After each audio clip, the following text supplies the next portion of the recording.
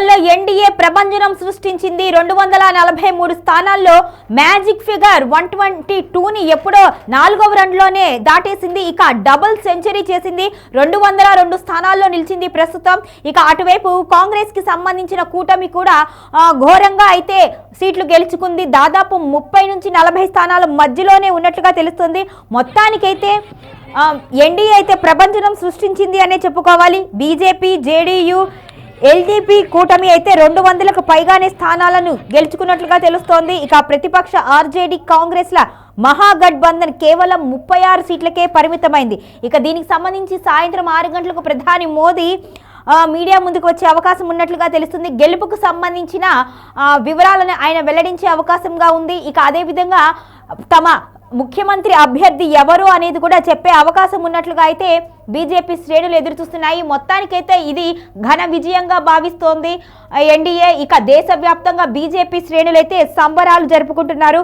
ఇక మరో రకంగా చూసుకుంటే ఇప్పటికే 2020లో గెలిచిన స్థానాలను కూడా ఇప్పుడు కాంగ్రెస్ గెలవలేకపోయింది. అదేవిధంగా ఆర్జేడీ కూడా అప్పుడు గెలిచిన స్థానాలను కూడా గెలవలేకపోయింది. మరి ఇంత ఘోర పరాజయంకి ఎందుకు మూట కట్టుకుంది అనేది ఇప్పుడు కాంగ్రెస్ చర్చించుకుంటున్న అంశంగా తయారైంది. మొత్తానికి ఇది జూబ్లీహిల్స్ ఉప ఎన్నికల్లో అయితే కాంగ్రెస్ విజయం సాధించింది. కానీ ఎంతో ప్రతిష్టాత్మకంగా తీసుకున్న బీహార్ ఎన్నికల్లో మాత్రం ఓటమిని చవిచూసింది. మొత్తం మహాగఠబంధన్ కేవలం 36 స్థానాలకు మాత్రమే పరిమితమైంది. ఇక ఈ ఫలితాలు చూసిన తర్వాత ఒక్కొక్కరు వారి వారి అభిప్రాయాలను అయితే ఆ పార్టీలకు సంబంధించిన నాయకులు తెలియజేస్తున్నారు.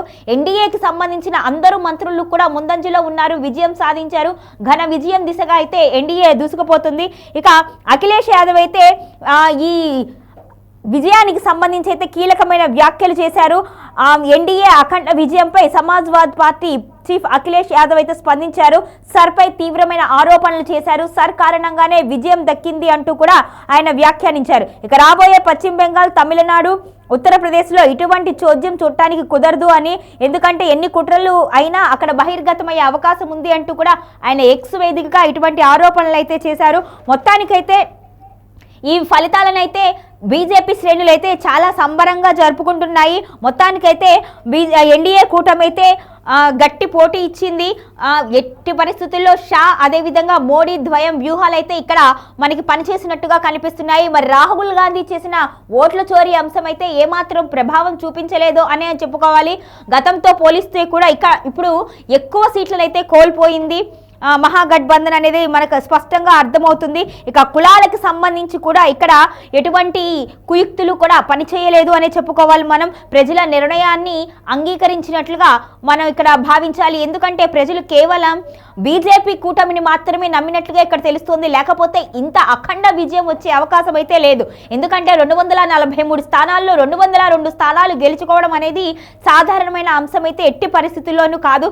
ఇంత ఘన విజయం అందించారు అంటే వారికి ఎంత నమ్మకం ఉంటుంది బీజేపీ మీద, అదేవిధంగా కేంద్ర ప్రభుత్వం మీద అనేది మనకి ఇక్కడ సుస్పష్టంగా అర్థమవుతుంది. బీహార్లో ఎక్కువగా నిరక్షరాస్యతే ఉంది. అయినా సరే వారు ఎటువంటి పథకాలకు కానీ ఎటువంటి ప్రలోభాలకు కానీ లొంగకుండా కేవలం బీజేపీ అనుసరిస్తున్న పరిపాలనను మాత్రమే వారు చూస్తున్నారు. అందుకోసమే బీజేపీకి పట్టం కట్టాలి అని నిర్ణయించుకున్నారు. ఎన్డీఏ కూటమిని అయితే వారు భారీగా గెలిపించారు. 202 అంటే డబుల్ సెంచరీ చేసింది. మ్యాజిక్ ఫిగర్ 122ని 4వ రౌండ్లోనే దాటేసింది ఎన్డీఏ కూటమి. సో గట్టి పోటీ ఇచ్చినప్పటికీ ఎక్కడ ఎటువంటి ఇబ్బంది లేకుండా దూసుకు వెళ్ళిందనే చెప్పుకోవాలి. సో మిగిలిన పార్టీలకు సంబంధించిన శ్రేణులు అయితే తీవ్ర ఆరోపణలు చేస్తున్నారు, రకరకాల ప్రచారాలు అయితే చేస్తున్నారు. కానీ ఇదంతా ఏకపక్ష నిర్ణయం కాదు అని కేవలం ప్రజలందరూ కూడా నమ్మకంతో వేసిన ఓటు అనేది మాత్రం ఇక్కడ రాజకీయ విశ్లేషకులు చెప్తున్న మాట. మొత్తానికైతే ఈ హోరీ పోటీలో మాత్రం ఘన విజయం సాధించింది. డబుల్ సెంచరీ సాధించడం అనేది అసలు సామాన్యమైన విషయం కాదు. ఇంత ఓటింగ్ శాతం నమోదవడం ఇక మోదీకి తిరుగులేదు అనేది కూడా చెప్తుంది. ఇక భవిష్యత్ ఎన్నికల్లో కూడా ఖచ్చితంగా మోదీ ప్రధానమంత్రిగానే కొనసాగే అవకాశాలు ఉన్నాయి అనేది ఇక్కడ స్పష్టమవుతుంది. ఎందుకంటే కాంగ్రెస్ గట్టి పోటీ ఇచ్చే అవకాశం ఉంది. ఇప్పటికీ 3 పర్యాయాలు మోదీ ప్రధానమంత్రిగా ఉన్నారు. ఇక రాబోయే ఎన్నికల్లో కూడా 4వసారి కూడా ఆయనే ప్రధానమంత్రి అయ్యే అవకాశం ఉన్నట్లుగా మనకి ఈ బీహార్ ఎన్నికల ఫలితం చూస్తుంటే మనకి ఇట్టే అర్థమవుతుంది. ఎందుకంటే ఖచ్చితంగా ఆ నమ్మకం ఉంది కాబట్టే బీహార్ ప్రజలైతే ఆయనకి పట్టం కట్టారు. ఇక మిగిలిన పార్టీలను మాత్రం కేవలం పరిమిత స్థానాలకు మాత్రమే పరిమితం చేసినట్లుగా మనకి ఇక్కడ స్పష్టంగా అర్థమవుతుంది. సో కాబట్టి వచ్చే ఎన్నికల్లో కూడా ఇక మార్గం సుగమమైనట్లుగానే కనిపిస్తోంది. బీజేపీ ఎట్టి పరిస్థితుల్లో తన ప్రభంజనాన్ని సృష్టించబోతుంది.